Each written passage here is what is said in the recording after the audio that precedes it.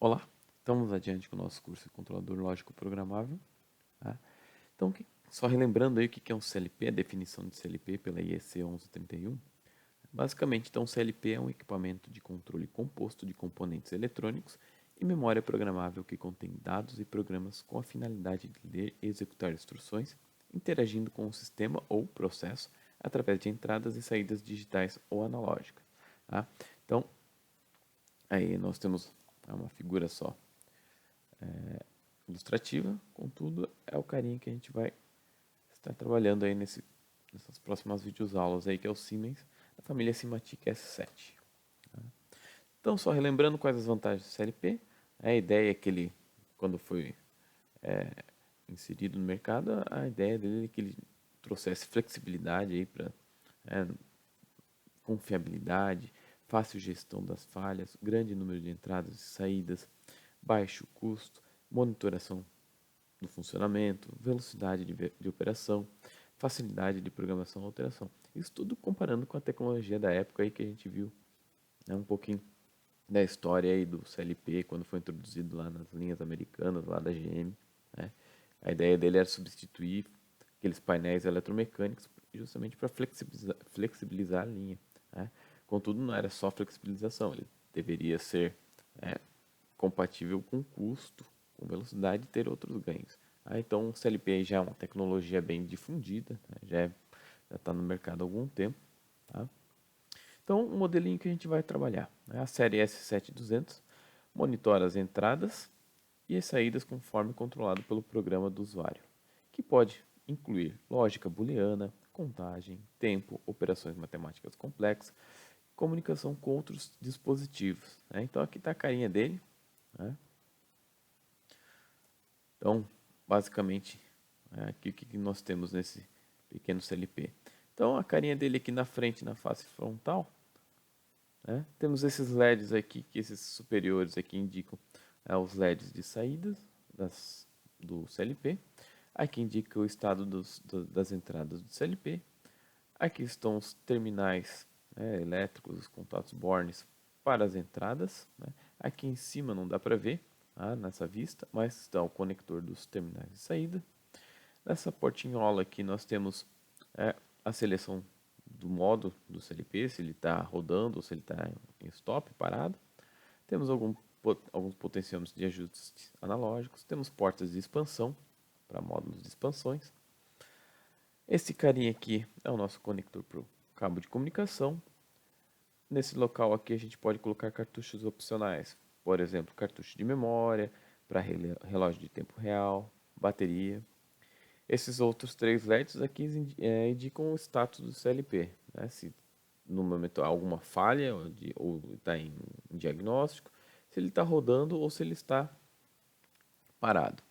Aqui embaixo nós temos a lingueta, né, de instalação nos trilhos padrões DIN. Tá? E aqui mais uma vista do CLP, com a porta aqui dos conectores de entrada aberta, né, onde pode ser inserida aí uma plaquinha, né, contendo chaves aí para simular as entradas, fosse simulando sensores conectados ao CLP. Tá? Algumas características aí da família S7200, né, comparando aí as CPUs 221, 222, 224 e assim por diante. Temos aqui então o tamanho físico. A gente vamos voltar daqui a pouco para esse slide. Nós no laboratório nós vamos estar trabalhando com esse carinha aqui da família S7200, tá? Com a CPU aí 222, tá? Então vamos dar uma olhada lá nesse quadro comparativo. Opa, passou. Né? Basicamente, então, é esse carinha aqui. Então, o tamanho dele, basicamente, então, está dado em milímetros. 9 centímetros por 8 centímetros e 62 aí de profundidade. Né? Memória de programa, com modo run, né, de edição em run, ou sem run, no caso, né, tem o mesmo tamanho de memória, aí 4 kilobytes. Memória para dados, aí 2 kilobytes. Memória, backup memória, ou seja, qual é o tempo máximo aí desligado aí da alimentação sem ter uma bateria externa, né, ele mantém aí a programação da memória, os dados de memórias aí praticamente 50 horas. Tá? Quantas entradas e saídas? Então esse modelo aqui tem 8 entradas e 6 saídas, todas digitais, né, não temos nenhuma analógica. Alguns modelos apresentam saídas analógicas, né, mas não é o nosso caso. Módulos de expansão aqui ele permite até 2, né? Essa indicação aqui eu não tenho no slide, mas ela indica aí sempre verificar a potência de alimentação que pode ser conectada aí na CPU base. Tá? Então o nosso modelo que a gente vai trabalhar aí suporta até 2 módulos de expansão. Contadores de alta velocidade, então nós temos 4 aí a 30 kHz e para uma fase simples e para duas fases aí 2 a 20 kHz. Saídas pulsantes, né, DC, temos de 2 a 20 kHz. Ajustes analógicos aí nós temos um. Se nós quisermos trabalhar com tempo real, né, tem que colocar um cartucho. A porta de comunicação então é uma 485. Tem ponto flutuante aí para operações matemáticas, sim. A saída aí, imagem de entrada e saída são 256, né? 128 entrada, 128 saída. A velocidade de execução booleana, 0,22 microsegundos por instrução. Tá? Então, aí são as principais características desses carinhas. Quando a gente começar a programar, né, o CLP, a gente vai utilizar esse ambiente, esse software. Então, obviamente, então, o CLP vai estar conectado num computador, com interface aí com cabo 485, e a gente vai estar trabalhando, produzindo aí os programas, utilizando aí o StepSet MicroWin. Tá? Mais para frente a gente vai ter aulas dedicadas para isso. E a lógica de execução, né? Então, como é que o CLP trabalha, basicamente? O CLP percorre, então, continuamente a lógica de controle do programa. Então, você tem um programa salvo lá na memória desse carinha aqui, que vai depender do que você quer controlar, o processo, enfim, a máquina. Tá? Então, o que ele vai fazer? Ele vai ler os status de entrada, né? O que está acontecendo nas entradas aqui, né? As posições dos sensores, as posições de chaves, enfim. Com esse status aqui, ele vai avaliar, né, a posição dessas entradas e vai avaliar no programa. Tá?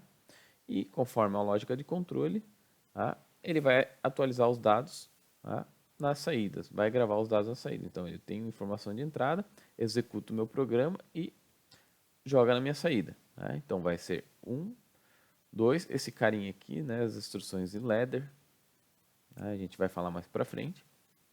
Então, conforme as minhas entradas, ele vai verificar com o controle e vai atualizar as saídas aqui. E nesse caso, nesse exemplo aqui, é um motor.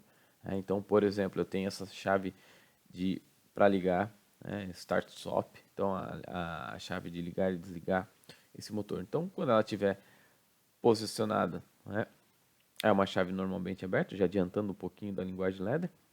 Esse símbolo aqui normalmente aberto, esse símbolo aqui normalmente fechado. Então, quando essa chave aqui for, né, ligada, né, pode ser pulsante, né? Provavelmente é pulsante, ou não, né? Pode ser para lá e para cá. Enfim, ela vai ligar, vai ter uma linha, né, de continuidade até a minha saída e vai ligar o motor. Tá? Mesmo se ela for pulsante, ela vai ter um selo aqui que no momento ela liga, né, e mantém o motor funcionando. E depois, quando eu quero desligar, eu quebro essa ligação, né, apertando, abrindo essa chave que normalmente é fechada, desligando a energia no motor e ele liga. É uma lógica bem simples, só para ligar e desligar o motor. Tá? Mas, obviamente, aí, com o avanço do curso, nós vamos fazer programações um pouco mais, né, com certeza bem mais complexas do que isso aqui. Tá certo? Então, aqui eu tenho só uma fotinho, como que a gente vai utilizar os CLP na prática. Então, eles estão dentro de uma maleta, tá? Conectada aí no trilho aí padrão DIN. Tá? Então, nós temos aqui as chaves simuladoras, né, dos sensores. Posso brincar aqui, ligar e desligar as entradas. Temos os bornes de saída aqui ligado nesse motor para simular uma carga. Tá? E aí os trabalhos que a gente fizer na programação, né, a gente pode brincar um pouco aqui para simular e ver se está funcionando. E mais para frente a gente tenta controlar o nosso processo. Tá? Então o nosso cabo de comunicação, que vai estar conectado ao computador e com o software Step 7, né, que a gente vai utilizar. Aqui tem o zoom, né, para identificar qual que é a CPU que a gente estiver utilizando. No software a gente vai precisar disso aqui para poder rodar os nossos programas. Tá?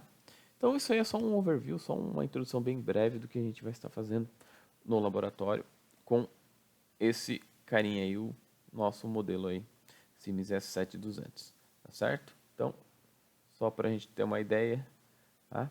Agradeço a atenção e até a próxima aula.